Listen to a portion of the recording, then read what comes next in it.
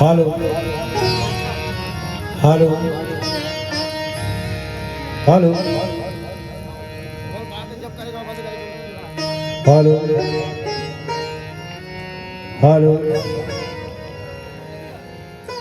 Hello hello. प्रेम से बोलिए वृंदावन बिहारी लाल की, भागवत महापुराण की।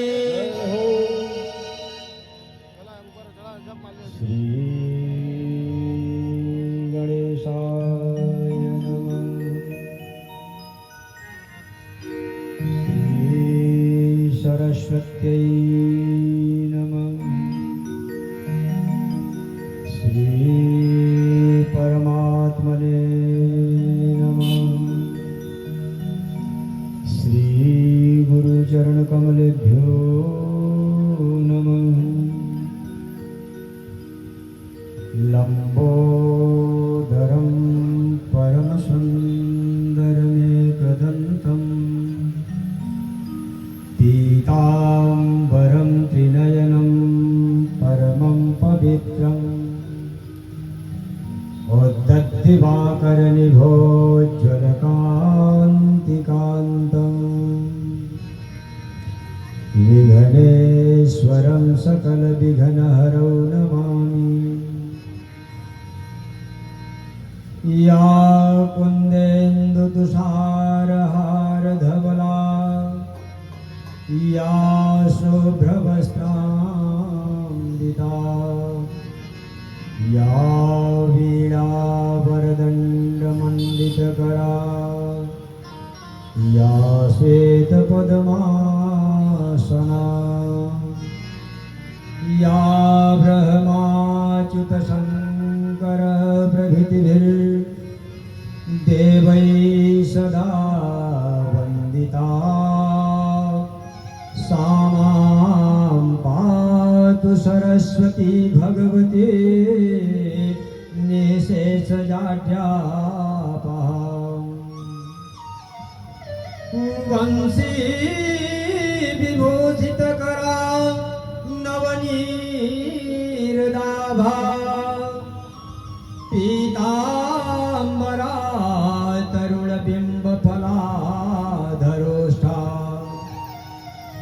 पूर्णेन्दुसुन्दरमुखा दरविन्दनेत्रा कृष्णात् परं किमपि तत्त्वमहं न जाने।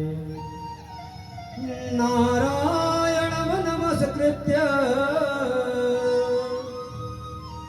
नरं चैव नरोत्तमं देवीं सरस्वतीं व्यासं ततो जयमुदीरये। देवीं सरस्वतीं व्यासं ततो जयमुदीरये। जय जय श्री राधा रमण, जय जय नवल किशोर, जय गोपी चितचोर प्रभु, जय जय माखन चोर। जय गोपी चितचोर प्रभु, जय जय माखन चोर। प्रेम से बोलिए भागवत भगवान की। ऐसा जयकारा नहीं लगता, जयकारा कम से कम ऐसा लगाइए कि गांव तक तो खुले आ रही है। प्रेम से बोलिए भागवत महापुराण की।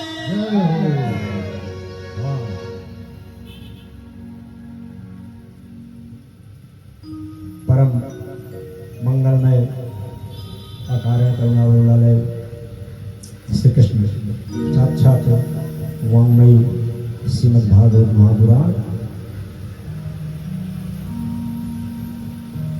अन्य ग्राम के देवी एवं देवताओं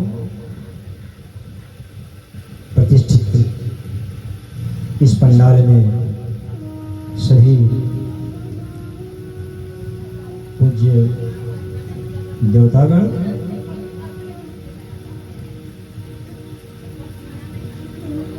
भागवत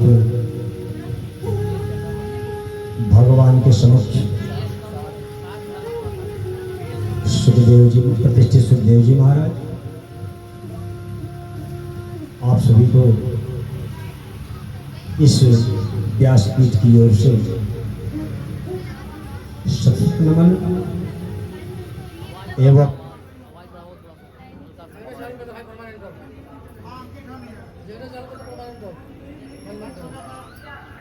अब्दगढ़ माताएं एवं बहनें,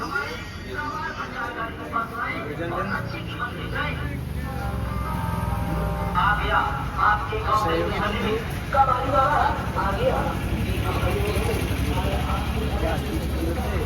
प्रणाम एवं आशीर्वाद। आइए हम सब मिलकर के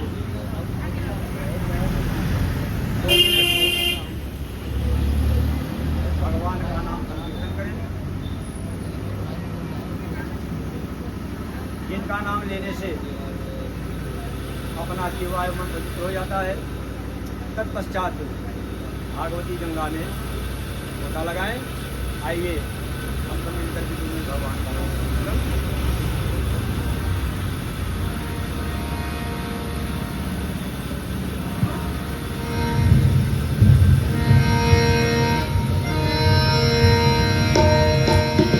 आप अब कल से जनरेटर बंद नहीं करेंगे जब तक कि भागवत जी चलेगी।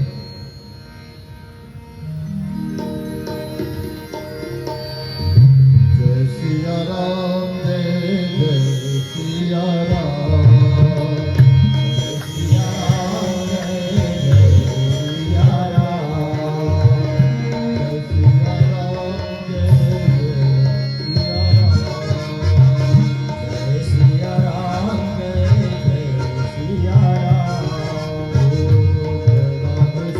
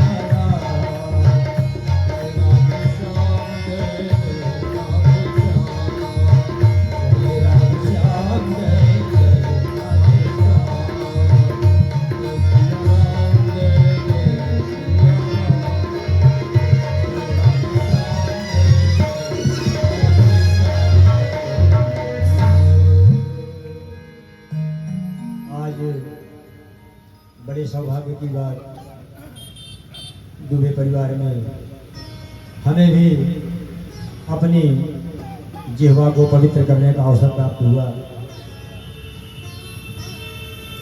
हम सब प्रेम से 7 दिन भगवान की कथा को अनवरत श्रवण करेंगे, मन लगाकर श्रवण करेंगे। और मैं आपको मंच से विश्वास दिलाता हूं कि बिल्कुल प्रैक्टिकल कथा सुनेंगे, बिल्कुल प्रैक्टिकल कथा सुनेंगे, कपोल कल्पित कोई कथा नहीं सुनेंगे। और ज्यादा तो कुछ बोलने की लालसा नहीं है, सब कथा में बोली जाएगी बातें। लेकिन यह भी विश्वास दिलाता हूं कि अगर आप मन लगा करके कथा श्रवण करते हैं तो भगवान की तरफ आपका मन भी लगाकर ही जाऊंगा। हो सकता है नाना प्रकार के लोग हैं समाज में, नाना प्रकार के व्यक्ति हैं, नाना प्रकार की मुखिया हैं। कोई अंदर के मुख की तरफ देखता है, कोई बाहर की तरफ देखता है, कोई आसमान की तरफ देखता है, कोई इधर देखता है। किसी की वृत्तियां हैं अपनी अपनी। लेकिन मैं विश्वास दिलाता हूं कि जो भगवान से विमुख हैं, अगर आप 7 दिन मन लगा करके भगवान की कथा श्रवण करते हैं तो भगवान की तरफ उन्मुख हो जाएंगे। या मैं आपको मंच व्यासपीठ से विश्वास दिला रहा हूं। हाँ, मन के हारे हार है, मन के जीते जीत। अब बैठे हैं आप यहाँ, ये मन बड़ा निष्ठुर है, बड़ा गड़बड़ है। दुकान की तरफ ध्यान चला गया, 500 नुकसान हो गया, यहाँ बैठ गए पंडित जी बस बता लिए, तब काम गड़बड़ है। तो आइए इस पावन भूमि पर अपने पितरों को तारने के लिए कथा है, जो अपने पितरों के निमित्त अर्पण है। किसी भी कोई प्रसंग आप पढ़ते हैं उसका एक शीर्षक होता है। जैसे पढ़े होंगे बचपन में, ठेले पर हिमालय, गोदान, पढ़े हैं ना सर? कोई विषय रहता है तो उसका एक शीर्षक होता है। आपके इस कथा का भी एक शीर्षक रहेगा, मैं बार बार उसको दोहराऊंगा। और आपको 2-3 बातें हमेशा ध्यान रखनी पड़ेगी हमारी कथा में। अपना शीर्षक जिसके इर्द गिर्द हमारी कथा चलेगी, और एक और विशिष्ट बातें जो अपने जीवन की हैं। पहली बात, ना भुक्तम क्षीयते कर्मा जन्म कोटि शतैरपि अवश्यमेव भुक्तव्यं कृतम कर्म शुभाशुभम। ना भुक्तम क्षीयते कर्मा, मनुष्य को संसार में अपना कर्म भुगतना पड़ता है। जन्म कोटि शतैरपि, करोड़ों बार आप जन्म ले लीजिए, जैसे आपका परछाई पीछा नहीं छोड़ता, उसी प्रकार आपका किया हुआ कर्म आपका पीछा नहीं छोड़ता, उसको भुगतना ही पड़ेगा। तो फिर महाराज जब जन्मा ही कर्म, अपने कर्म ही से अपना जो है भुगतना है, तो भगवान की क्या जरूरत है? भगवान की क्या आवश्यकता है भाई, काहे इनके पीछे पड़ा जाए? जब अपने कर्म से जन्म लेना है, अपने कर्म से भुगतना है, अपने कर्म से आना है, अपने कर्म से जाना है, तो भगवान की आवश्यकता यह है महाराज। आपने किसी का कत्ल कर दिया, आपने किसी का कत्ल कर दिया, और आपको जो है न्यायालय से फांसी की सजा हो गई, तो राष्ट्रपति के पास यह अधिकार सुरक्षित है, वो आपको क्षमादान कर सकता है। भगवान की कृपा बिल्कुल स्वतंत्र है। अगर आप रीझ गए तो आपका पूरा क्षमादान कर सकते हैं। इसलिए भगवान की आवश्यकता है। बात समझ में आई? इसलिए भगवान की शरणागति ग्रहण करने की आवश्यकता है। नहीं तो महाराज ऐसे जो है संसार में आता रहे जाता रहे जी, कभी इसका उद्धार ही ना हो, इसका उद्धार नहीं। और दूसरी बात, हमारी कथा का शीर्षक क्या है? एक श्लोक है भागवत जी 12 स्कंद में 365 अध्याय 335 अध्याय माफ कीजिएगा, जिसमें 10वां स्कंद भागवत जी का हृदय है। थोड़ी भूमिका आप समझे रहेंगे तो सारी बातें आपको समझ में आती रहेंगी। 10वां स्कंद भागवत जी का हृदय है। 10वां स्कंद में भी 29वां अध्याय, 30वां अध्याय, 31वां अध्याय, 32वां अध्याय, 33वां अध्याय, ये 5 अध्याय 10वें स्कंद के हृदय हैं। 10वें स्कंद के हृदय। और 10वें स्कंद में ये 5 अध्याय जो हृदय हुए, इनका भी 31वां अध्याय हृदय है। कौन सा अध्याय? 31वां अध्याय। और 31वां अध्याय का 7वां श्लोक यह आपके कथा का शीर्षक होगा। 31वां अध्याय गोपी गीत। क्या है? गोपी गीत। इसका एक प्यारा सा श्लोक है जो आपके सामने हम रखते हैं। हमेशा इस श्लोक को हम लोग 7 दिन गुनगुनाया करेंगे। तव कथामृतं तात जीवनम कविभिरीडितं कल्मषापहं श्रवणमंगलम् श्रीमदाततं भुवि गृह्णन्ति ते भूरिदा जना,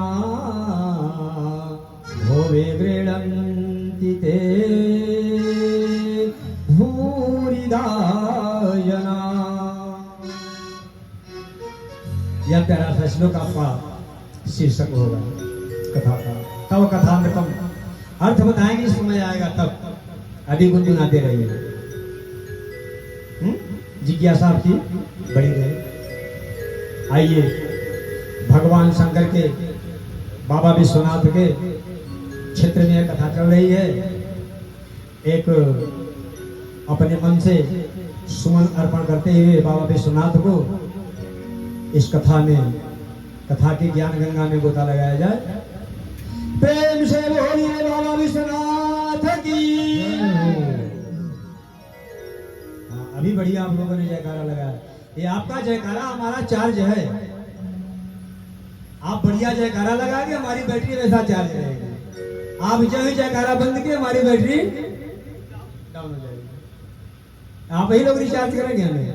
और जो हमारे सामने खास तौर पर बैठे बीच में दर्शक दीर्घा में ये चैतन्य होकर बैठे, ये ज्यादा इधर उधर, हमारा सारा अट्रैक्शन यही पर रहेगा। 10-5 लोगों के बीच में शेष अपना और कुछ कर सकते हैं, लेकिन यहाँ के लोग मोबाइल चलाते हुए, किसी से बात करते हुए, अपनी नजर को इधर उधर करते हुए कृपया दिखाई। अगर आप लोगों का सुविधा हो तो आप लोग अगल बगल बैठ सकते हैं। जहां पर जो श्रोता हो वो तटस्थ हो, बिल्कुल कथा श्रवण करने वाले हो, कथा के रसिक हो। यह कथा सुखदेव जी महाराज ने कहा और परीक्षित जी ने सुना। ऐसे ब्रह्मरात वक्ता और विष्णुरात श्रोता तब कथा चली। उसका फल है, उसका फल है कि परीक्षित जी को मोक्ष प्राप्त हुआ। मन को बहकाने का फल नहीं है। न तो क्या है? अरे आप यहाँ बैठे कथा सुन रहे हैं, अब आपका मन जो है कहीं बंबई चला गया, मरीन ड्राइव पर घूम रहा है, तो एक तो पल्ले नहीं पड़ेगा। इसलिए सावधान होकर बैठे। कोई विशिष्ट बात, कोई विशिष्ट वस्तु किसी को दी जाती है, सावधान किया जाता है कि सावधान होकर देखिए, सावधान होकर रखिए। अभी आपको 10-20 रुपया दिया जाएगा तो क्या कहेंगे? कुछ फर्क नहीं पड़ेगा, चाहे जेब में डालिए चाहे जेब में। अच्छा 1-2 लाख दे दिया जाए तब आप भी लेंगे सावधानी से, जिसको देंगे उसको भी 5 बार बताएंगे सावधानी से, भैया कायदे रखे रखे। इसलिए विशिष्ट बात, जीवन के अपने अंतिम लक्ष्य को प्राप्त करने आप लोग जा रहे हैं, इससे बड़ा कोई कार्य संसार का है नहीं। और वह भी अपने पितरों के लिए आप लोग बड़भागी हैं। इसी शब्दों के साथ ज्यादा भूमिका न बनाया जाए, आइए कथा में प्रवेश करते हैं। आज भागवत जी का प्रथम दिवस है और महात्मा की कथा 6 अध्याय में जो स्कंद पुराण से लिया गया है, भागवत जी का नहीं। तो किसी व्यक्ति को बताने के लिए पहले उसकी महिमा का मंडन किया जाता है। भागवत महापुराण बाद में आया, व्यास जी ने इसकी रचना बाद में की, स्कंद पुराण की रचना पहले हुई थी। माफ कीजिएगा, पद्म पुराण की रचना पहले हुई थी, लेकिन भागवत जी का जो प्रशंसा है वह पहले ही पद्म पुराण में लिख दिया गया था 6 अध्याय में। इसलिए भागवत जी हमारे सनातन हैं। ऐसा नहीं जिस दिन से आए उस दिन से उतरी भी उस दिन से। भागवत जी हमारे सनातन हैं, जैसे हमारे भगवान सनातन हैं। इनका कोई आदियत है क्या? कोई आदियत है? कोई उम्र पता है? हमारे भगवान सनातन है, हमारा धर्म सनातन है। इसी प्रकार हम सब सनातन के अनुयायी हैं, तो हमारे भागवत जी भी सनातन है। बाद में अवतरित हुए, जैसे भगवान समय समय पर अवतार ग्रहण करते हैं और यहाँ पर बढ़िया बढ़िया लीला करते हैं। उस लीला का गुणगान करके भक्त यहाँ से तर जाता है। तो भागवत जी बाद में अवतरित हुए। आइए इन्हीं शब्दों के साथ भागवत जी प्रवेश करते हैं। सच्चिदानंद रूपाय विश्वोत्पत्त्यादि हेतवे तापत्रय विनाशाय श्री कृष्णाय वयम्। सच्चिदानंद रूपाय विश्वोत्पत्त्यादि हेतवे तापत्रय विनाशाय श्री कृष्णाय वयम्। भागवत जी का पहला श्लोक सच्चिदानंद। हम सब किनकी कथा सुन रहे हैं? सच्चिदानंद की। सच्चिदानंद कौन है? जो सत है, चित्त है, आनंद है, वह सच्चिदानंद है। सत्य क्या है? सत्य है, सत्य यही है, सारा संसार परमात्मा में ही अभिभूत है। सारा संसार परमात्मा में अभिभूत है। हम सब परमात्मा के अंश हैं। ईश्वर अंश जीव विनाशी चेतन अमल सहज सुख राशि। ईश्वर अंश जीव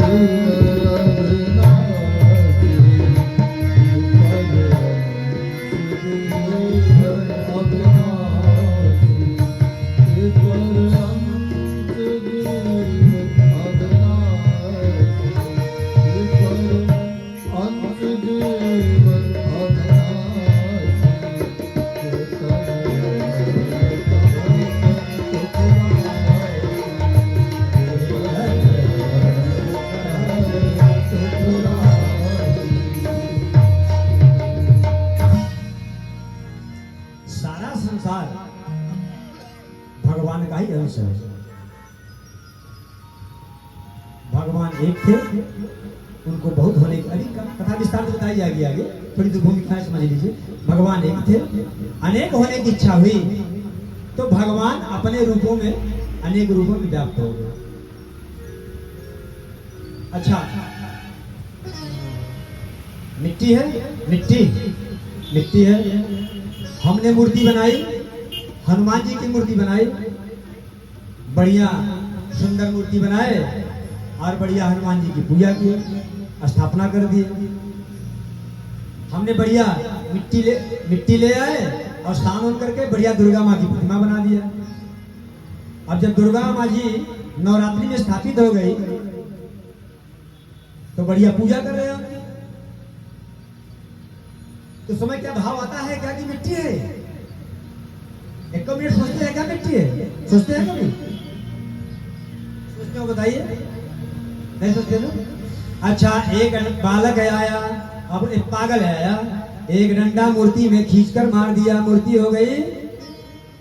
अब क्या बचा? पहले क्या था? जब मूर्ति था तब क्या था, और बाद में क्या बचा? अच्छा, हम जब पूजा कर रहे थे दुर्गा मैया, क्या मिट्टी नहीं थी क्या? बस हम भूल गए, हम विस्मित हो गए कि नहीं, यहाँ भी मिट्टी ही है, पहले भी मिट्टी, बाद में भी मिट्टी, तो बीच में वो केवल मिट्टी ही थी और कुछ। सोना है, बढ़िया बिस्किट सुनार के पास गया, बढ़िया झाली वाली बना दिया, आपको पहनने के लिए दे दिया। अब क्या सजो के रखते हैं? ये सिकड़ी है, ये बाली है, ये झाली है। एक दिन गुस्सा आया, धनकुट्टा सबको कूट दिया। अब क्या हो गया? वो पहले क्या था? सोना, बाद में क्या हुआ? सोना। तो क्या जब झाली बाली का सोना नहीं था क्या? तब भी तो सोना ही था ना।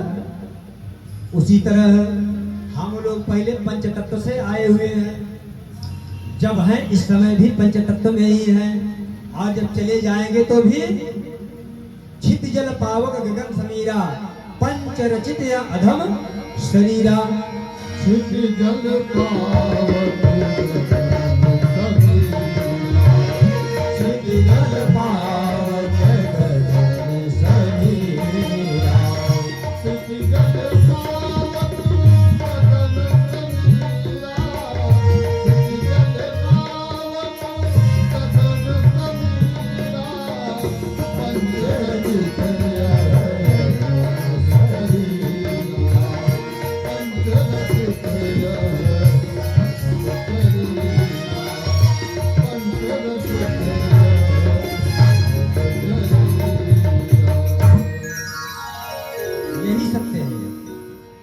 संसार भगवान से ओतप्रोत है, सच्चिदानंद रूप है।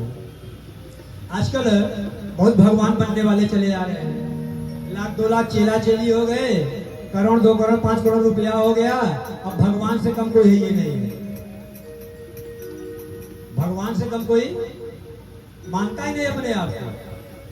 भगवान से भी श्रेष्ठ है। भगवान के 6 गुण हैं, अभी कथा में आगे आपको बताएंगे, आज ये नहीं बचेंगे प्रसंग में।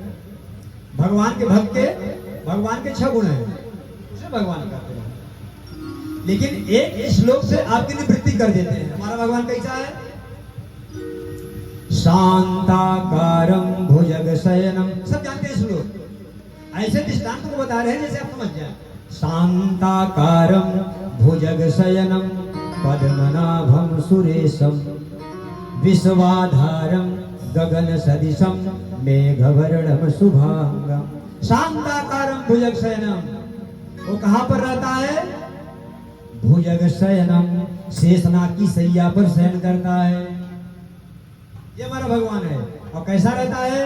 शांताकारं, बिल्कुल शांत रहता है। अच्छा, ईमानदारी बताइए, आपके घर में आपके एक झोपड़ी हो, उसमें एक सांप चला जाए, आप जाते हुए देख लें और निकलते हुए न देखें, रात भर आप उसमें सो सकते हैं? ईमानदारी से बताइएगा। कभी इस ठाट को खोजेंगे, कभी इस ठाट को खोजेंगे, कभी बक्सा को खोजेंगे, कभी बोरे को खोजेंगे, रात भर महाराज, अरे एक सांप को देखने से आपका चित्त अशांत हो जाता है, हाँ? रात भर सो नहीं पाते हैं। हमारा भगवान कैसा है? जो शेषनाग की सैया पर सोता है, बिल्कुल शांत रहता है, शांताकारम भुजग शयन। उस भगवान की हम पूजा कर रहे हैं, उस भगवान की आराधना कर रहे हैं, उनकी शरणागति ग्रहण करने की बात हो रही है। जो इतना सामर्थ्यवान है,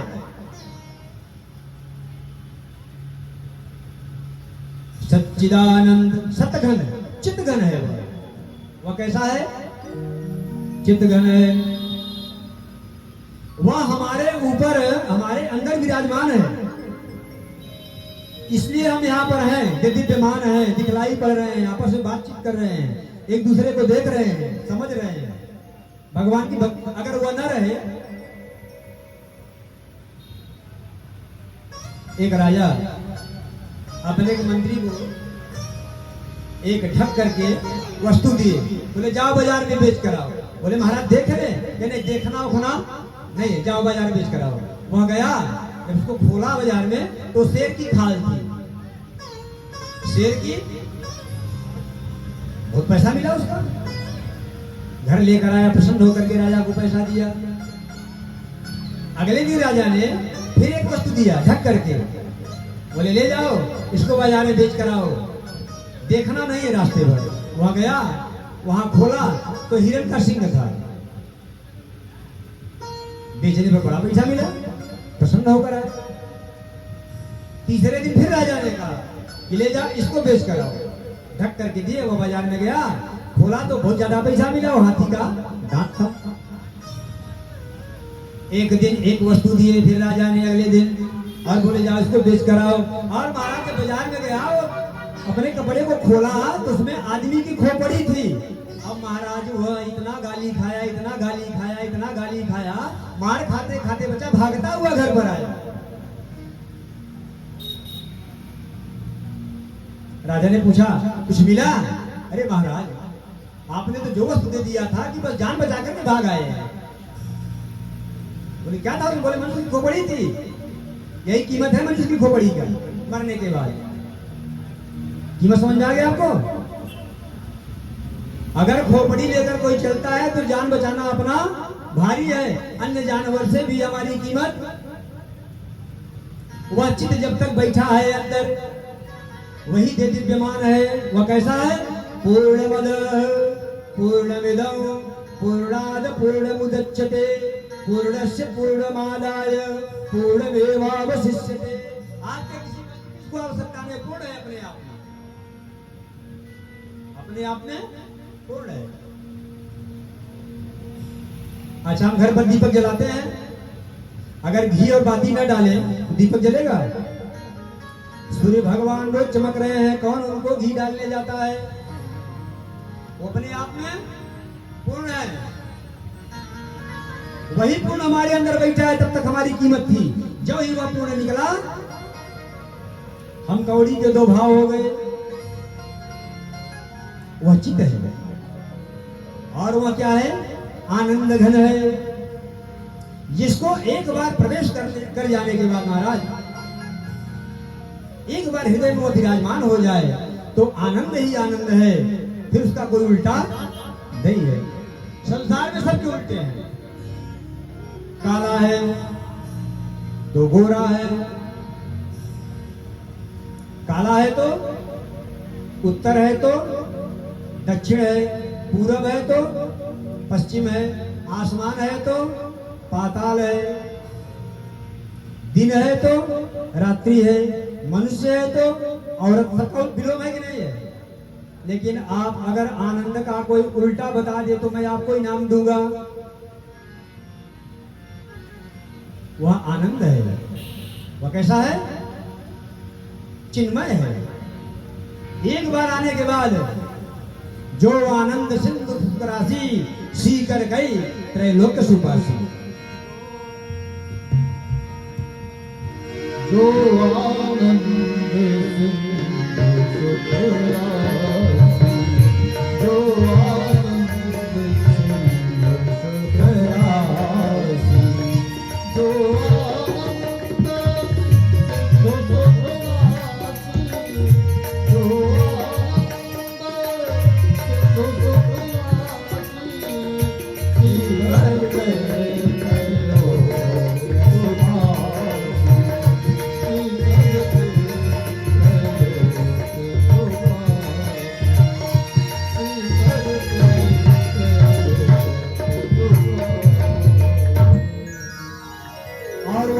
कैसे है?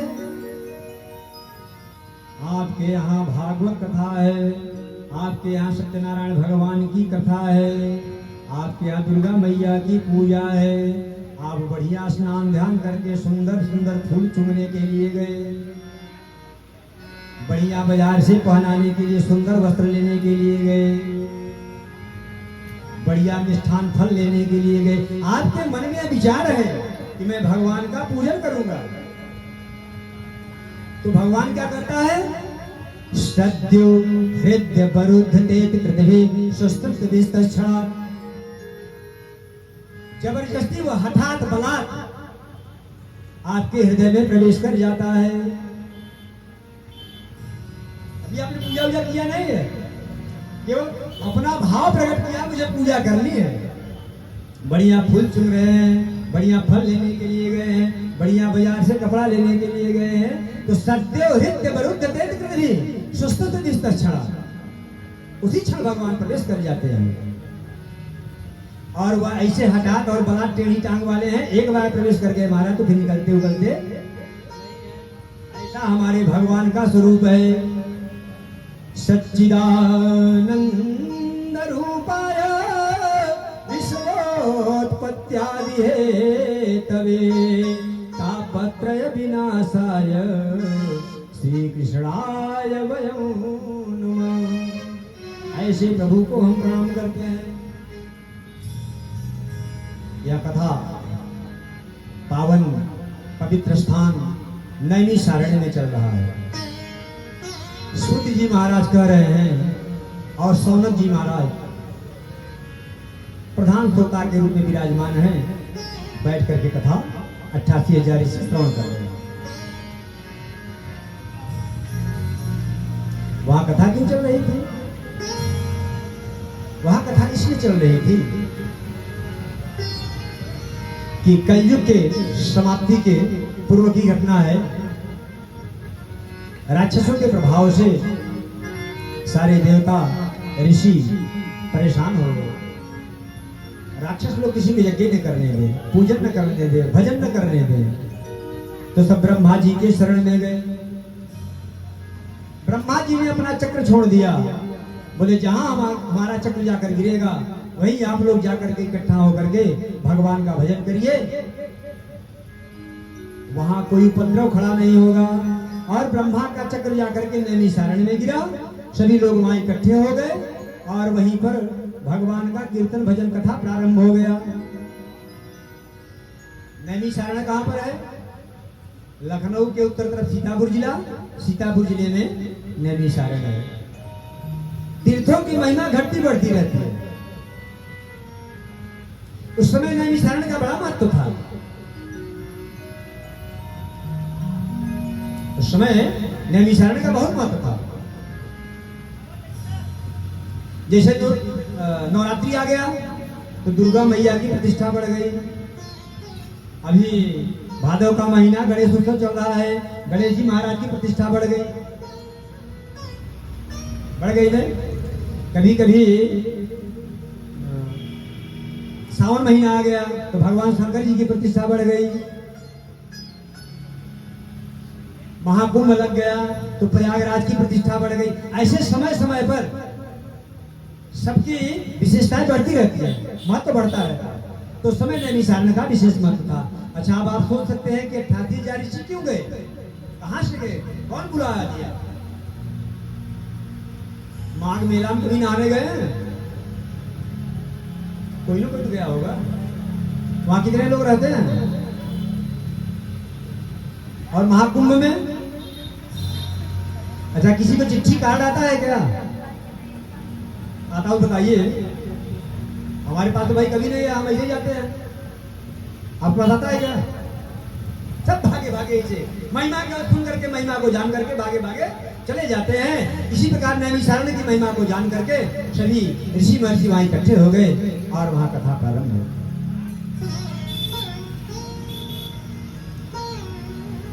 तो शौनक जी ने सूत जी महाराज से कहा, महाराज आपके पास ज्ञान का प्रकाश है, हम लोग अंधकार में डूबे जा रहे हैं, कृपा करके कोई ऐसी कथा बताइए जिससे हमारी भक्ति बढ़े, हमारा ज्ञान बढ़े, हमारा विवेक बढ़े। सब लुप्त प्राय हो जा रहे हैं। अभी आगे कथा आएगी, भक्ति महारानी साक्षात स्वरूप में प्रकट होकर के नृत्य करती थी। अब आपको समझ में आया होगा कि भक्ति तो एक भाव है, तो भक्ति महारानी कैसे प्रकट हो गई? अच्छा ही बताइए, अगर गंगा मैया ने अपना रूप नहीं पकड़ा होता तो शांतनु से विवाह कैसे होता? तो भीष्म पितामह कैसे पैदा होते? अगर भीष्म पितामह नहीं होते तो आदि महाभारत कैसे बीत जाती? बीत जाती कि नहीं? इसका मतलब गंगा मैया ने सशरीर शांतनु से विवाह किया था, भीष्म पितामह प्रकट पैदा हुआ। अच्छा मान लीजिए हिमालय न होते, अब उनको एक कंकड़ पत्थर का जो है विशाल पहाड़ समझ लीजिए। अगर मनुष्य रूप में न रहते, देह न होता, तो मैना से विवाह होता उनका? अच्छा मैना से विवाह न होता तो उनके एक पुत्र है मैनाक और बिटिया है पार्वती। तो जब पार्वती प्रकट न होती तो शंकर भगवान से विवाह किसका होता? तो गणेश जी कहां से आते? इसका मतलब इन सबके अधिष्ठात्री देवता हैं। आप घर बनवाते हैं, पूजन करते हैं ना वास्तु पुरुष की, घर बनवाते हैं तो वास्तु पूजन करते हैं, घर के अधिष्ठात्री देवता हैं। आप कोई गाड़ी खरीदते हैं, पूजा करते हैं उसकी ना, ये दुर्गा मैया हम जब तक चले हमारी अच्छा करे। इसका मतलब उनके अधिष्ठात्री देवता हैं। इस प्रकार संतों को देख करके कन्फर्म हो जाना चाहिए कि भगवान हैं, इनके भी कोई अधिष्ठात्री देवता हैं, ये झूठ मूठ के नहीं है। ये ब्राह्मण, ये संत, ये सब झूठ, गौ माता, सूर्य भगवान, गंगा मैया, ये झूठ मूठ के नहीं है। इनकी अपनी महिमा है, सबके अधिष्ठात्री देवता हैं, सबके अपने अपने देवता हैं। बोले महाराज, चिंतामणि लोक सुखम सुरग्नु स्वर्ग संपदम प्रयच्छति गुरु प्रीतो वैकुंठम योगी दुर्लभम। वैकुंठम योगी दुर्लभम, ये जो सत्संग है यहाँ का, यहाँ जो हमारा आपका भाव बह रहा है, जो भगवान की कथा चल रही है, यह वैकुंठ में नहीं है, यह वैकुंठ में भी नहीं है, कई विराजमान है। ये भगवान कथा यहीं पर है। वहां पर क्या है? हनुमान जी से भगवान ने कहा मेरे साथ चलो, हनुमान जी काम नहीं जाएंगे। वहां आपका जन्मोत्सव मनाया जाता है, न तो आपकी लीला की कथा चलती है, न तो वहां सत्संग होता है, न तो वहां साधु संत, वहां तो भोग भूमि है। क्या है? पुण्ये छिड़िए मृत्यु लोके विसंति। आपने यहाँ यज्ञ किया और आप चले गए स्वर्ग को, और जितना जिनका भोग था महाराज आपने वहां भोग लिया, उसके बाद कहाँ चले आए? पुण्ये छिड़िए मृत्यु लोके विसंति, धड़ाम से फिर धरती पर आ गए। फिर कहां पर आ गए? तो ये सुख महाराज वैकुंठ में भी नहीं है, सारे देवता का रास्ते यहाँ पर आने के लिए। तो सूर्य जी महाराज ने कहा ये जो सत्संग है हमारा और आपका, इसमें हम आपको सरलतम उपाय बता देते हैं। क्या बता देते हैं? सरलतम उपाय बता देते हैं जिससे भगवान की भक्ति प्रकट हो जाए। और संसार में सबसे बड़ा डर काहे का है? मरने का। सबसे बड़ा डर काहे का है? मरने का। और अन्य रामायण जी हमको जीना सिखाती है, रामायण जी हमको जीना सिखाती है, गीता हमको कर्म करना सिखाती है, और भागवत जी हमको मरना सिखाती है। उल्टे ग्रंथ है। भागवत जी हमको मरना सिखाती है, कैसे बढ़िया से मारा जाए, मरने को बढ़िया कैसे बनाया जाए। और नहीं तो महाराज, जन्मत मरत दूसरा दुख होई।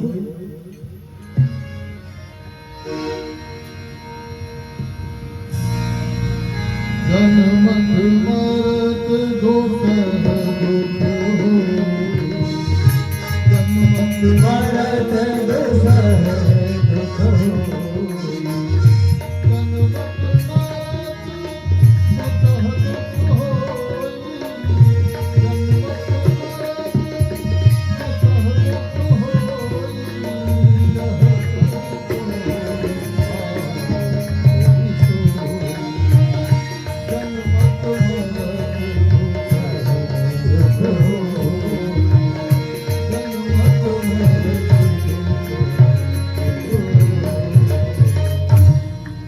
जन्म के समय और मृत्यु के समय महाराज बड़ी पीड़ा होती है।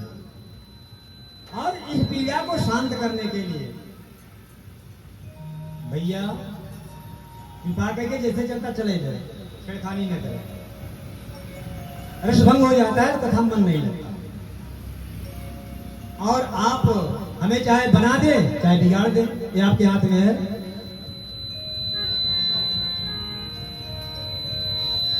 आपको यह पता नहीं है किससे सीटी आ रही है, पहले पता लगाइए किससे सीटी आ रही है।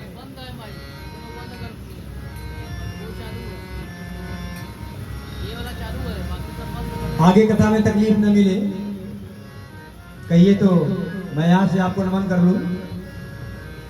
जैसे भी ये टेढ़ी सोची चलती रहती है तो भागवत जी मरना सिखाती है, कैसे बढ़िया से मरा जाए। सबसे बड़ा मृत्यु डर मृत्यु का है। और जो कथा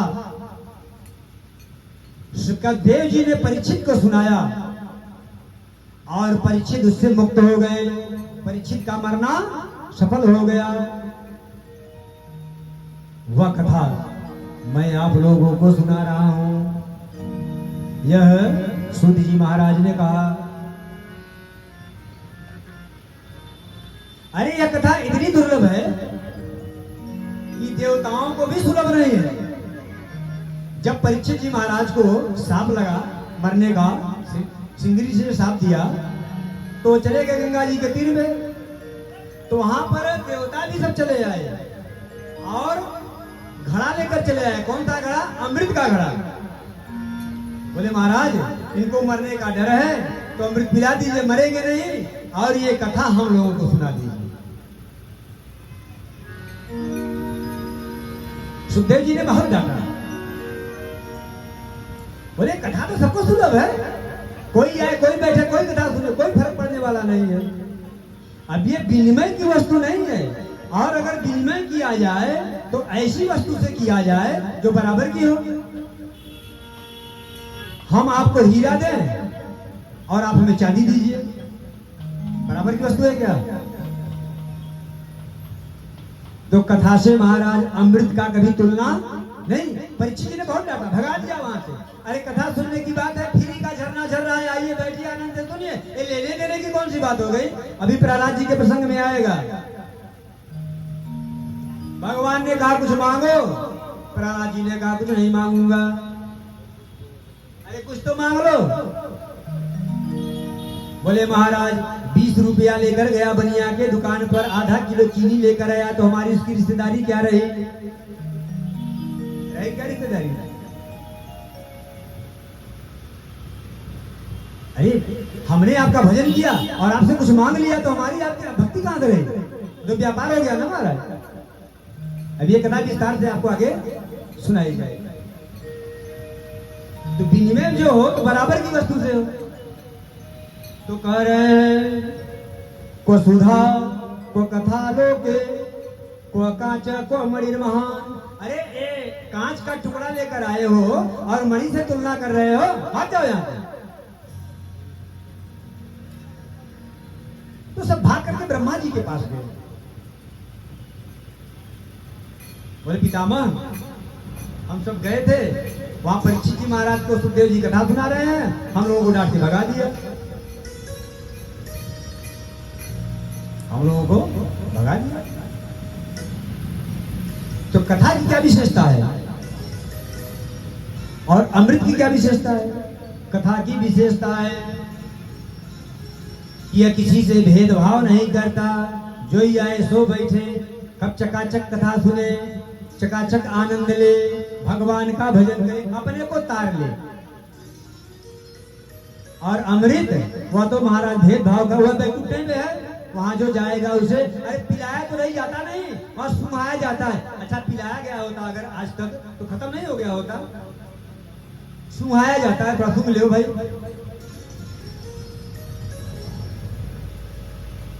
पिलाया उलाया नहीं जाता।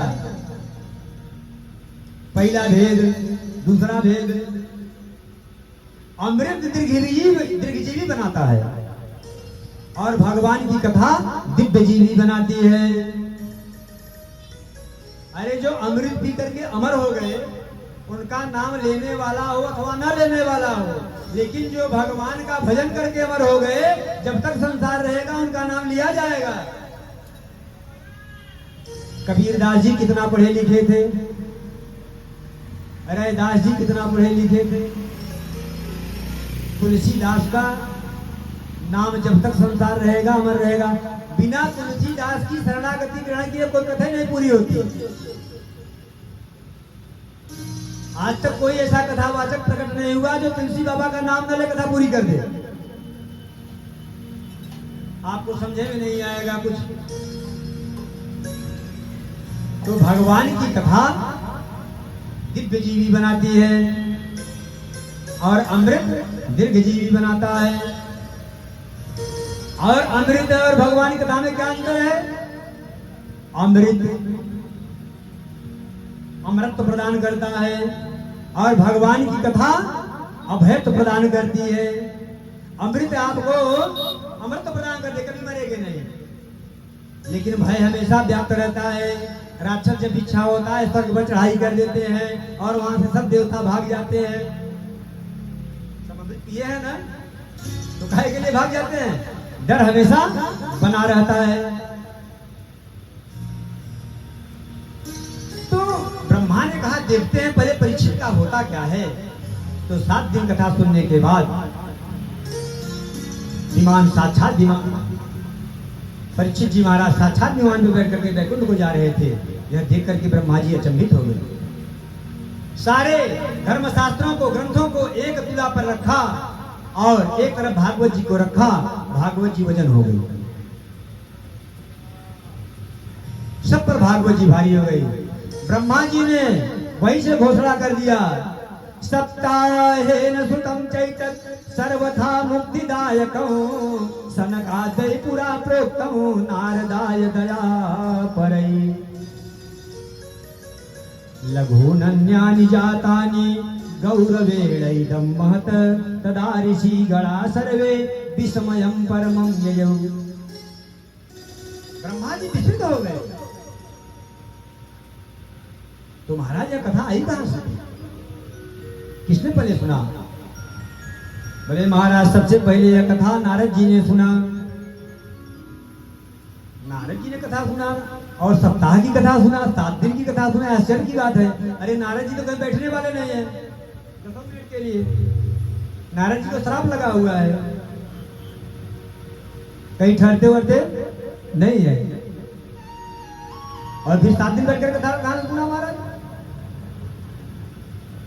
बोले नहीं, एक बार नारद जी सत्संग की लालसा से इस संसार में धराधाम पे आए और यहाँ पर देखते हैं कि बड़ी कुरीतियां व्याप्त हो गई। बड़ी कुरीतियां व्याप्त हो गई।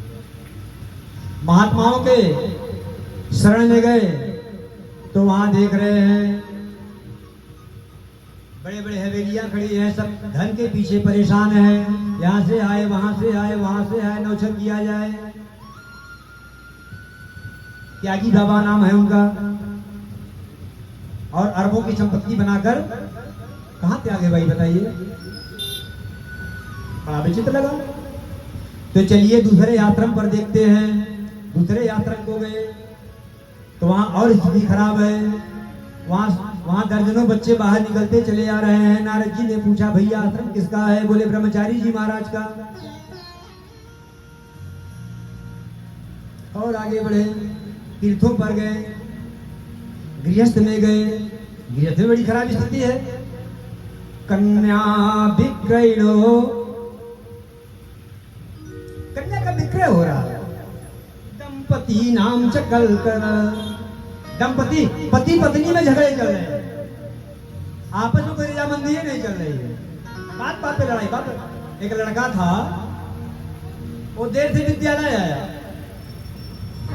तो मैडम ने पूछा कि यार तुम इतनी देर कहाँ थे, क्यों देर से आए? बोली मैम हमारा जूता ही नहीं मिल रहा था, ड्रेस कैसे पूरा हो? जूता क्या बात थी? अरे जब हम चलने लगे, जूता खोजने लगे, तो हमारा एक जूता हमारी मम्मी के हाथ में था, एक जूता हमारे पापा के हाथ में था। ये स्थिति है दंपतियों की। दंपति नाम च कलकनम। बड़ी नारद को दया आई संसार से, इनका उद्धार कैसे होगा? और घूमते घूमते वृंदावन में चले गए। वहां देख रहे हैं कि एक स्त्री परम सुंदरी है। अभी हमें बताया ना कि भक्ति भाव है, लेकिन सबके अपने अपने अधिष्ठात्री देवता हैं। वह स्त्री के रूप में वहां बैठी हुई थी। उसके 2 पुत्र थे और दोनों बुजुर्ग हो गए, बुढ़ापे हो गए थे। और कुछ सुंदर स्त्रियां उनका जो है चवर डुला रही थी, पंखा झल रही थी। नारद जी ने देखा, सोचा यहाँ पर कुछ स्थिति अच्छी मिलेगी, वहां भी स्थिति बड़ी खराब। नारद जी देखने के लिए चले गए, तो वहां देख रहे हैं कि स्त्री को देख करके मुड़ने लगे। इनके चक्कर में हमें क्या जाना, इनके चक्कर में हमें क्या पड़ना। और जब ही बोले महाराज, क्यों ही उस स्त्री ने रोका। भो भो साधो क्षणम तिष्ठ मन चिंतामपि नाशय। अरे महाराज, साधु के भेष में थे नारद जी ना। अरे महाराज, आप संसार की चिंता को दूर करते हैं, हमारी भी चिंता को दूर कीजिए। हम आपके शरणागति हैं, हमारे बालक वृद्ध हो गए हैं, ये उठते ही नहीं है। हम द्रविड़ देश से दक्षिण से चली थी और वहां से धीरे धीरे वृद्धावस्था को प्राप्त करते हुए महाराष्ट्र से आए। और वृंदावन में महाराज तो जब कभी कभी चेतना आती है उसके बाद गिर जाते हैं, कभी कभी चेतना आती है उसके बाद गिर जाते हैं। कृपया इन पर दया कर दीजिए। तो संत बड़े जो है दयालु होते हैं। और नारद को बड़ी दया लगी, नारद मुड़कर चले आए। और अगर संत एक बार मिल जाए तो भगवान आपके ऊपर कृपा करे अथवा न करे, लेकिन संत बिना कृपा किए आपका छोड़ता नहीं है। भगवान हो सकता है कृपा करे न करे, छोड़ दे आपका पीछा, लेकिन संत कभी आपका पीछा छोड़ता नहीं है, कृपा करके ही छोड़ता है। संत बड़े दयालु होते हैं, तो संतों का संग करना चाहिए। आइए एक भजन श्रवण करते हैं। संतन के संग लागे रे तुझे तेरी अच्छी भजन।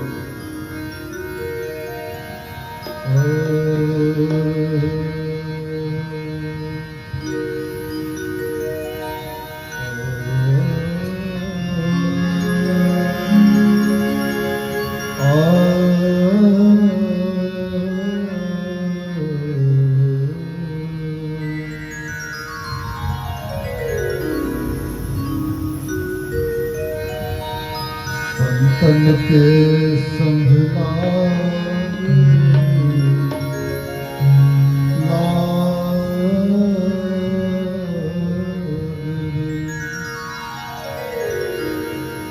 संतन के संग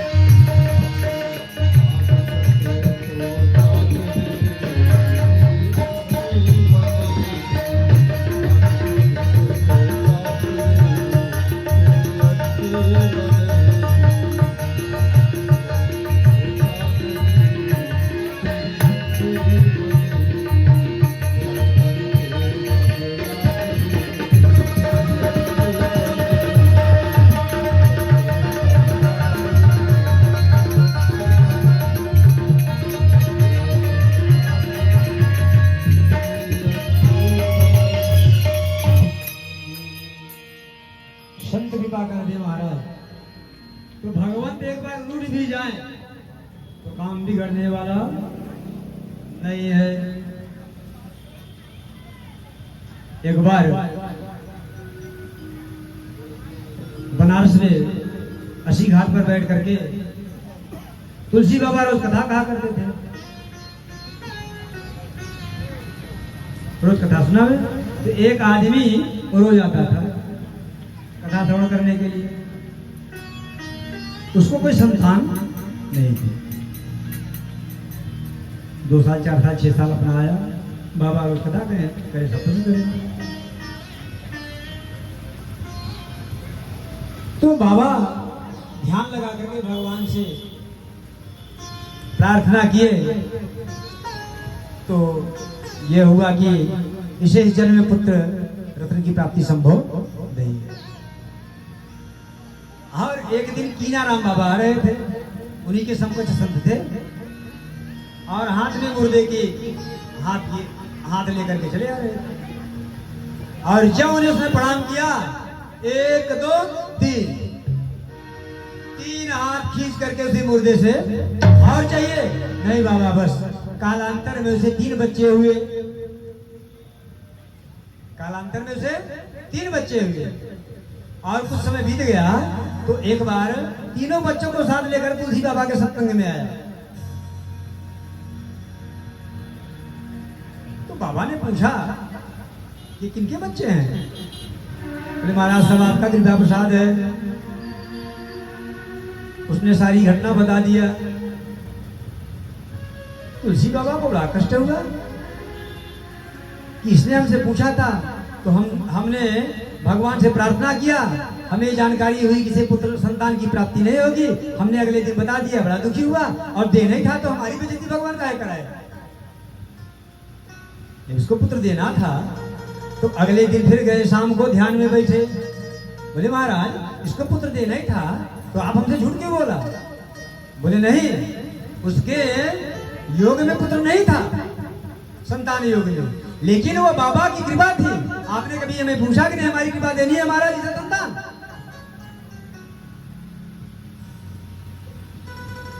अरे काम आप नहीं कर सकते थे, उसके भाग्य में जो है पुत्र योग नहीं था। और संतों की कृपा हो जाए महाराज तो कोई चीज दुर्लभ नहीं है।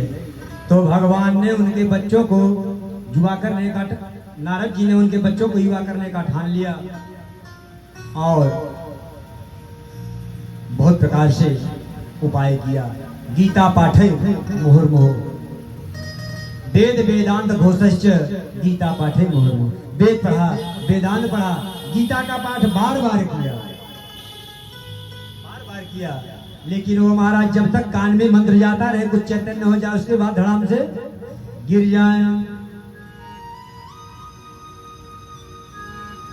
नारद जी ने भक्ति माँ की महिमा बहुत गाई। जयति जगति मायाम यस्य काया धवस्ते, वचन रचन में कहूं केवलम चाकलय्य। ध्रुव पदम पिया तो यत कृपा तो ध्रुवोयं, सकल कुशल पात्रं ब्रह्मपुत्रं नतास्मि। अरे भक्ति मैया, आपके शरण में जा करके तो बड़े बड़े तर गए संसार से, और व्याघ्र तर गया, बहेलिया तर, रैदास तर गए, कसाई तर गए, मीराबाई तर गई। अरे मनुष्य उनकी बात छोड़िए, गजेंद्र हाथी में था, आपका शरणागति ग्रहण करके तर गया। बानर भालू तर गए। आप काहे घबराती हैं? मैं इनका उपाय किए देता हूँ। और भक्ति माँ की महिमा को गाते हुए नारद जी बड़े चिंता मग्न होकर के चल दिए वहां से, और चलने लगे तो बड़ी स्थिति खराब। जिनके पास जाए वही शांत हो जाए, या कोई मौन हो करके बैठ जाए, या कोई हाथ जोड़ ले। भक्ति ज्ञान वैराग को पुष्ट करने का साधन क्या है, यही पूछने के लिए नारद जी चल गए। अब कोई उपाय नहीं समझ में। अच्छा ये बताइए, कोई आदमी बीमार हो तो डॉक्टर उसकी दवा दे दे। अच्छा, कोई डॉक्टर बीमार हो और वह भी महान डॉक्टर, जैसे बनारस के डी त्रिपाठी, अब उनका इलाज कौन करे? छोटे मोटे डॉक्टर की हिम्मत है होगी कुछ बताएंगे उनको? नहीं ना। तो कोई छोटा मोटा संत बीमार होता, बीमारी लगी होती तो एक बात, हम नारद जी को बीमारी लगी है, अब इनसे बड़ा संत कोई ना इनका उपाय बताने के लिए। नारद जी बहुत दुखी हुए और चले गए बद्री विशाल को। और वहां पर नारद जी के बड़े भैया सनक, सनंदन, सनातन, सनत कुमार का भेंट हो गया। वे कैसे हैं? हमेशा भगवान की शरणागति ग्रहण करते हैं और केवल छोटे से बालक हैं, पूर्वजों के भी पूर्वज हैं, लेकिन कभी बूढ़े नहीं होते, कभी जवान नहीं होते, कभी वृद्ध नहीं होते, कभी मरते नहीं है। देखत बालक बहुतारी,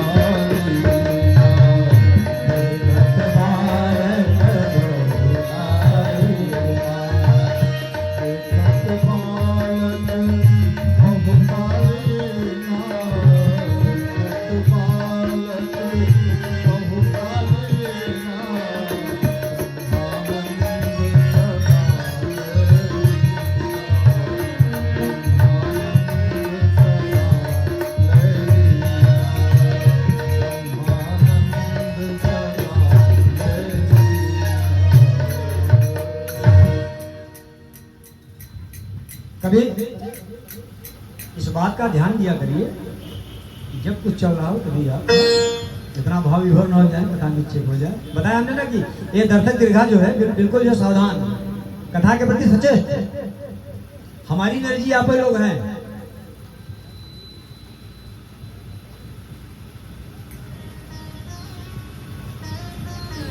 नारद जी को देखा, मुंह लटका कर बैठे थे। बड़े भैया वो प्रणाम किया। अरे नारद, आप मुंह लटका करके घूम रहे हैं? जिनको देखने से संसारियों की चिंता नष्ट हो जाती है, आप चिंतित क्यों हो गए? अरे संतों को चिंता करनी चाहिए क्या? बोले महाराज भैया, हम अपने लिए चिंतित नहीं हैं, ये घटना हमारे साथ हो गई। अरे बोले चिंता को त्याग करो, तुरंत ठीक हो जाएंगे, काहे के लिए परेशान हो? अरे बोले वेद पढ़ा दिया, वेदांत पढ़ा दिया, गीता पाठ सैकड़ों बार पढ़ा दिया, लेकिन आज तक जो है वो ठीक नहीं हुए। अरे बोले चिंता नहीं करिए, वो 2 मिनट में ठीक हो जाएंगे। वो कैसे महाराज?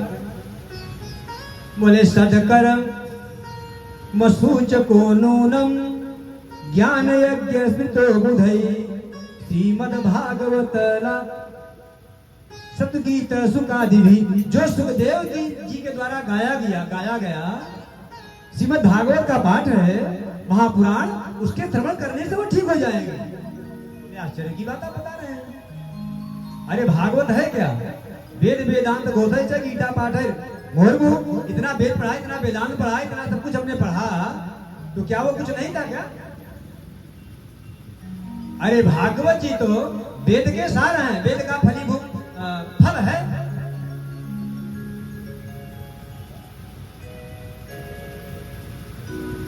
इससे कैसे ठीक हो सकते हैं? तो सनत कुमारों ने कहा, दृष्टांत बतलाया, आपको बढ़िया मिठाई बनानी हो, आपको बढ़िया मिठाई बनानी हो तो आपको चीनी तो खरीदनी ही पड़ेगी। अब आपने सोचा कि चीनी तो गन्ने से बनती है और बढ़िया उसका रस पेरा गया, उसके बाद उसे डाल दिया गया खोए में, बढ़िया मिठाई बनेगी? बने तो बताओ यार। मिठाई अच्छी नहीं बनेगी, बिगड़ ऊपर से जाएगी। अच्छा, आपको पूरी काढ़ने की इच्छा हो तो बढ़िया देसी घी निकाले और चमचमाती ही कढ़ाई में डाला, बढ़िया पूरी छानने लगे। अब आपको समझ में आया कि पूरी तो हमारा घी तो हमारा दूध से निकलता है, अब दूध कढ़ाई में डाल करके पूरी छानने लगे, पूरी निकलेगी क्या? आम खाने में बहुत सुंदर लगता है। आपको समझ में आया कि आम का रस तो बड़ा मीठा है, तो चला जाए देखते हैं इसकी पेड़ की डालियां तो मीठी होगी, इसी का रस है। अब आम को छोड़कर यार डालिए चबाना शुरू कर दिए तो रस तो नहीं मिलेगा, दांत जरूर टूट जाएगा।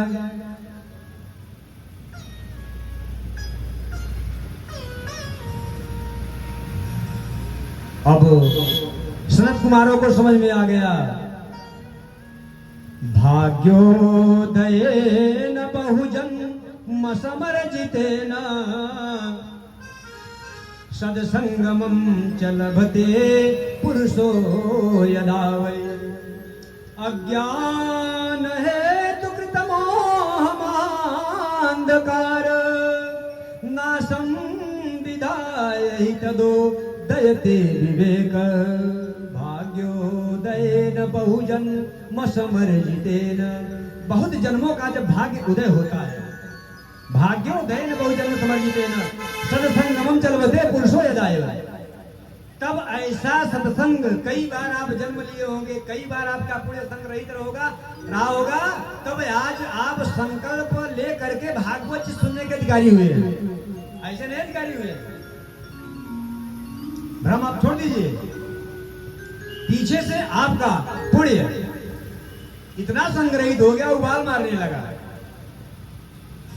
तब आज संकल्प लेकर के आप भागवत जी सुनने के अधिकारी।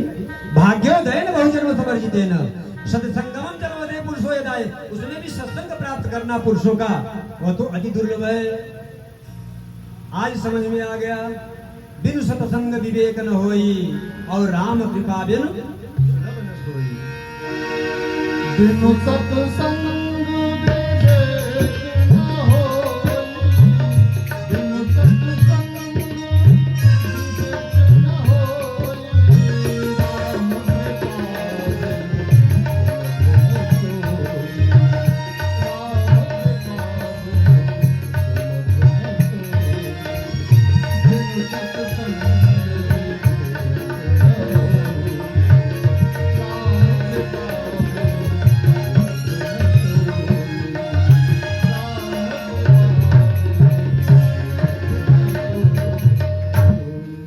ज्ञान हो गया नारद जी को, बिना सत्संग के विवेक जागृत नहीं होता।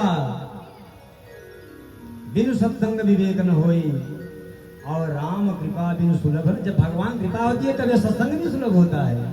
बहुत सा पुण्य आपका जब इकट्ठा हो जाता। तो बोले महाराज ठीक है, फिर तैयारी किया जाए। अच्छा, कथा कहीं हो तो सुनने वाला भी होना चाहिए ना। अब ये बात हो रही है बद्रिकाश्रम में, आज की बात नहीं, आज कुछ लोग चले जा रहे हैं। उस समय की बात रही, उस समय की बात रही होगी जब केवल महाप्रयाण के लिए मतलब घर से जाते थे लोग। खेत में जान लीजिए, पहले बद्री आप जब जाते थे ना तो घर से खूब विदाई करके रोग आकर के मिलजुल करके जाते थे, पता नहीं लौट के आएंगे कि नहीं। जो बूढ़े बुजुर्ग होंगे वो जानते होंगे, उनके बाबा अगर कभी गए होंगे तो खूब घर से भेंट भलाई करके हाल चाल लेकर के मिलजुल करके खूब रोग आकर के जाते थे। अंतिम विदाई समझ लेते थे, वहां जाने के बाद लौटना होगा कि उस समय की बात है। अच्छा बताइए, वो कथा सुनने कौन जाएगा? अच्छा, जो भगवत भक्त हैं ज्यादा संसारियों में आते नहीं। तो बोले नारद जी थोड़ा सा आप कृपा करिए, थोड़ा सा हम कृपा करें।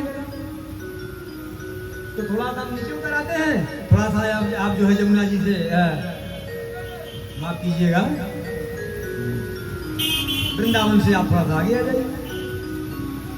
और गंगा जी के समीप आनंद नामक तट पर बड़ी फक्कड़ों की कथा है। यहाँ तो व्यासगति बनी है, वहाँ बालू इकट्ठा कर लिया गया, उसी पर मंच बना दिया गया। अब बढ़िया जो है सनातन सनत कुमार बैठकर कथा कहने लगे और नीचे नारद जी उनके श्रोता हो गए। अल्लाह हो गया।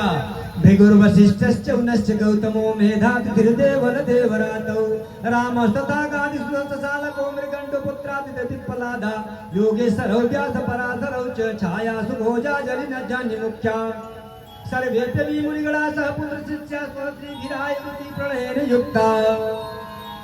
भृगु वशिष्ठ चौनस्य गौतमो, भृगु जी आए, वशिष्ठ जी आए, च्यवन जी आए, गौतम ऋषि आए, मेधातिथि आए, सब लोग भाग भाग करके आए महाराज। कथा हो रहा है, कथा हो रहा है, कथा हो रहा है। अरे जो अकेले थे जिनका शादी विवाह नहीं हुआ था वो अपने शिष्यों के साथ आए, और जिनका शादी विवाह हुआ था अपने पुत्रों और पत्नियों के साथ आए। जय शब्दो नव शब्द शंख शब्द तथैव च। प्रेम से बोलिए वृंदावन बिहारी लाल की। इस प्रकार से वहां जयकारा चलने लगा। और हमारे कथा का शीर्षक क्या है, एक बार दोहरा लिया जाए। तव कथामृतं तात जीवनं कविभिरीडितं कल्मषापहं श्रवणमङ्गलं श्रीमदाततं भुवि गृह्णन्ति ते भूरिदा जना, भुवि गृह्णन्ति ते भूरिदा जना। तव कथामृतम, आपकी कथा रूप अर्थ नहीं बताएंगे, माफ कीजिएगा, बाद में बताएंगे। और वहां जयकारा लगने लगा। सदाशिव्या सदाशिव्या श्रीमद् भागवती कथा यस्या श्रवण मात्रेण हरिश्चित्तम समाश्रवे। सदाशिव्या सदाशिव्या श्रीमद् भागवती कथा, रोज श्रवण करिए, रोज श्रवण करिए भागवत जी की कथा को। और जो कथा नहीं सुनता उसके लिए कह रहे हैं, आजन्म मात्र मपियेन सठेन किंचित चित्तम विधाय सुख शास्त्र कथान पीता। भगवान कथा नित्य श्रवण कर लीजिए। जो नहीं श्रवण करता उसके लिए क्या कर रहे हैं, हजारों गालियां दे रहे हैं। चांड, क्या क्या गालियां, चांडाल वच्च खरवत वदतेन नीतम धिक्कम नरम पशु समम भूय भार रूपा मिथ्या स्वजन्म जननी जनि दुख भाजा, मिथ्या स्वजन्म जननी जनि दुख भाजा। अरे उसको चांडाल कहा, खर कहा, अरे कुत्ता बिल्ली सब कह दिया। और क्या कहा, चांडाल वच्च खरवद, वह चांडाली होने को प्राप्त है। मिथ्या स्वजन्म जननी जन दुख भाजा, वह अनायास ही अपने माँ को प्रसव पीड़ा देने के लिए आया था, यानी उसका जन्मना भी बेकार है। माँ के को भी कलंकित कर दिया जिसने भागवत कथा नहीं श्रवण किया। इस प्रकार से बहुत सी गालियां दी। और इस प्रकार से कथा चल ही रहा था। भागवत जी में इतना प्रभाव कैसे है महाराज। भगवान जब धराधाम को छोड़कर जा रहे थे तो स्वकीयम यद भवे तेजस भागवते दधात तिरोधाय प्रविष्टोयम श्रीमद् भागवतारणवम। जब उद्धव जी महाराज, जब अभी एकादश स्कंद में आएगा, 11वें स्कंद में उद्धव जी महाराज, वहां 3 लोग थे,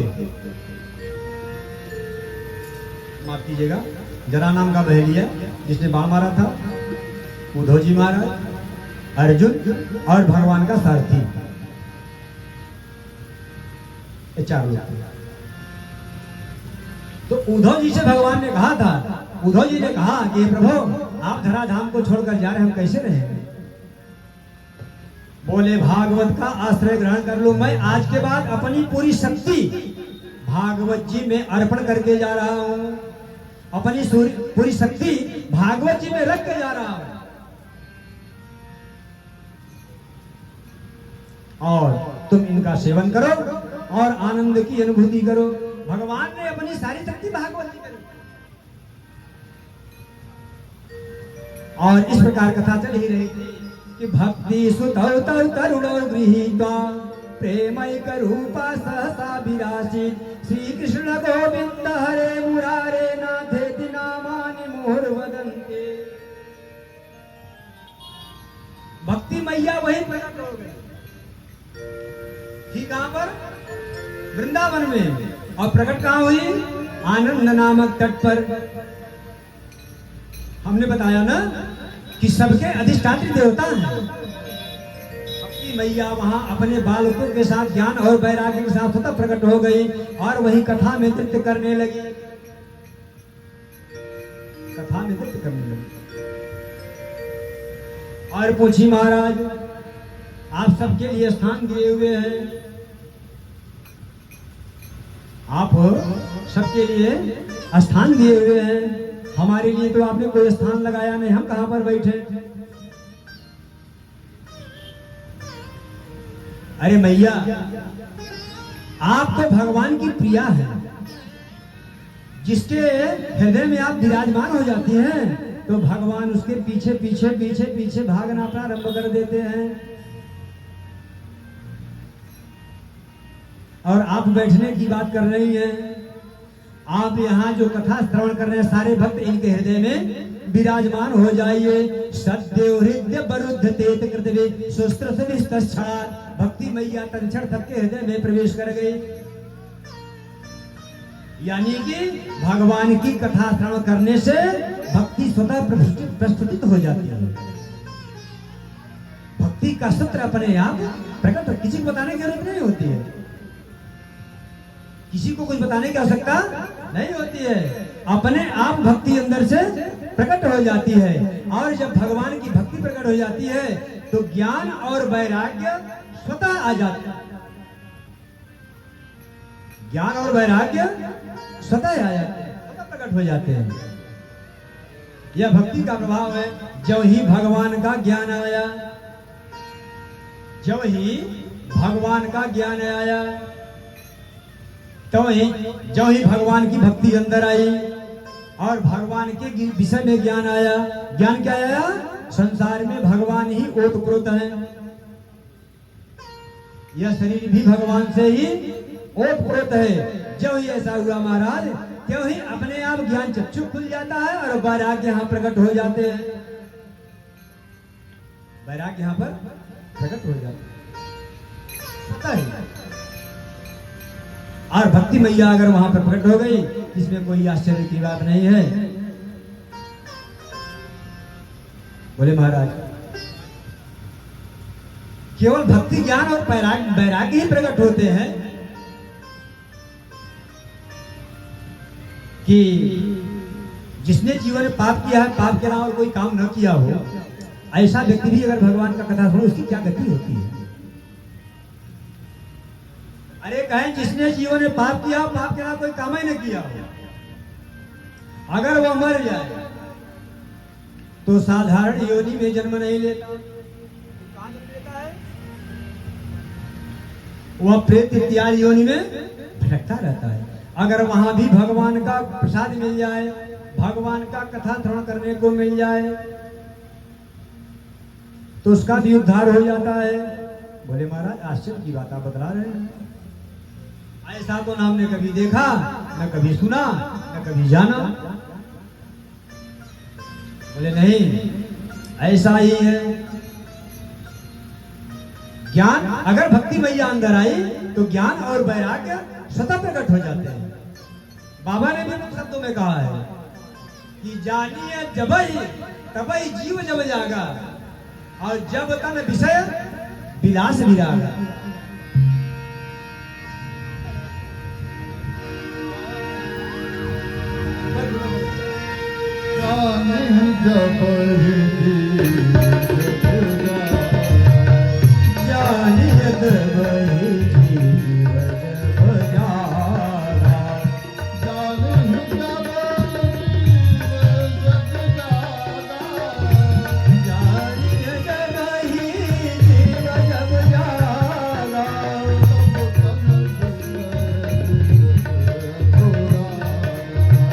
जब तन विषय विराग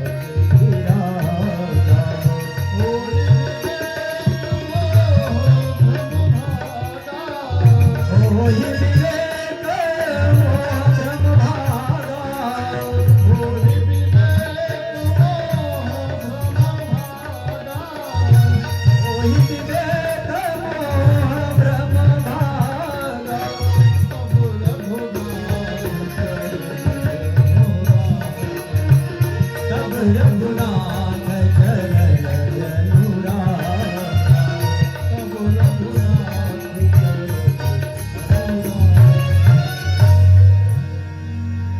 जब ही भगवान की भक्ति आती है और भगवान के चरण में अनुराग हो जाता है तो स्वतः ज्ञान आ जाता है और स्वतः वैराग्य जागृत हो जाता है और संसार का भ्रम छूट जाता है।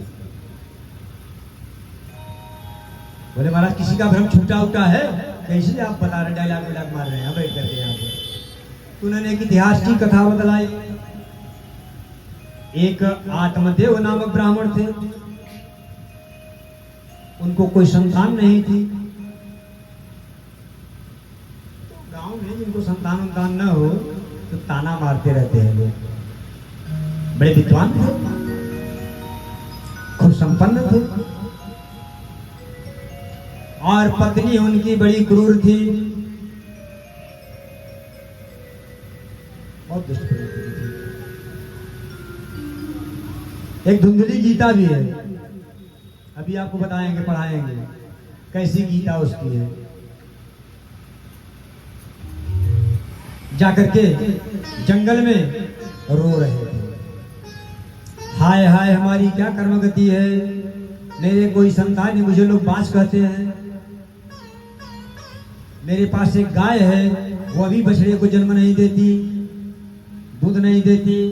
हमारे पास एक वृक्ष है, वो कभी फल नहीं देता। स्वप्न में हमारे पितर आया करते हैं, शोकाश्रु बहाते हैं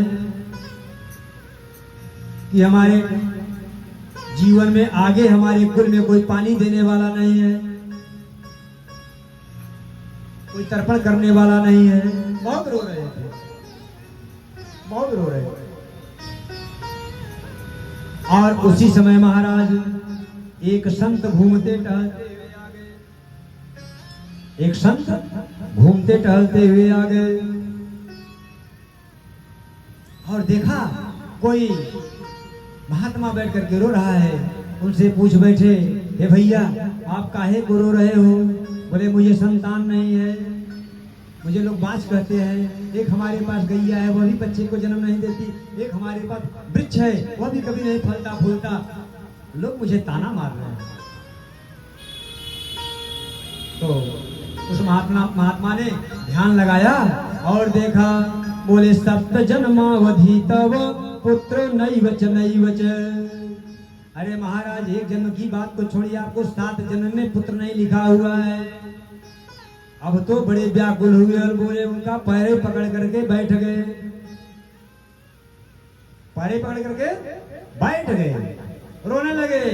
अरे बोले हम तो एक ही जन्म के लिए दुखी थे, आपने 7 जन्म का दुख दे दिया। अब जल्दी से कृपा करके मुझे संतान की कोई व्यवस्था बना दीजिए, नहीं यही पत्थर पर अपना सर पटकूंगा और मर जाऊंगा, आपको ब्रह्म दोष लगेगा। बाबा जी सोचे अच्छा कर फंसे इसके पास, हमसे जो कोई महात्मा होगा भगवान के लिए रो रहा होगा, और ये तो अच्छा का, ये तो संसार के लिए रो रहा है, ये संसार के लिए की बात है। लेकिन संत कोमल चित्त बड़े प्रसन्न हुए और भगवान से प्रार्थना करके अपने हाथ से एक फल निकाला और दे दिया। बोले ले जा करके यहाँ अपनी पत्नी को दे दीजिएगा और बोलिएगा कुछ नियम संयम बता देते हैं, इस फल को खा लेगी, नियम से रहेगी तो आपको निर्मल पुत्र की प्राप्ति होगी।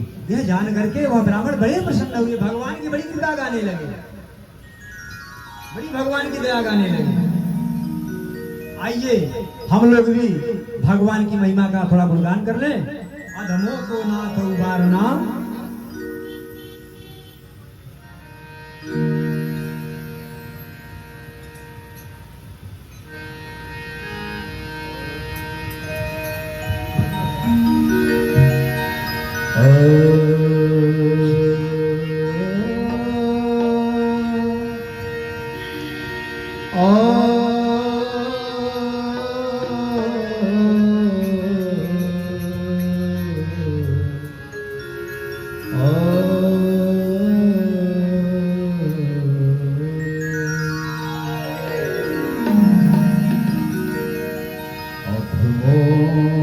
को नाथ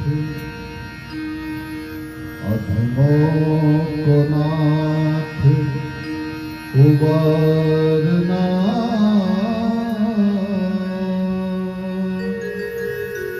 तुम्हें याद हो कि न याद हो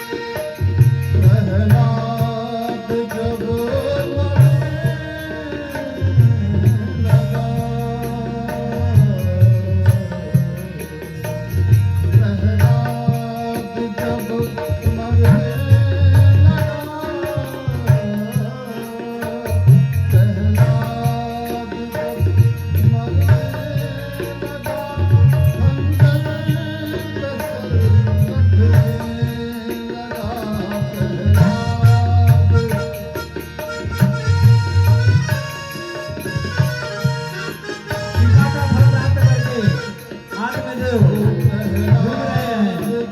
आइए इस भाव में हम कभी सुने।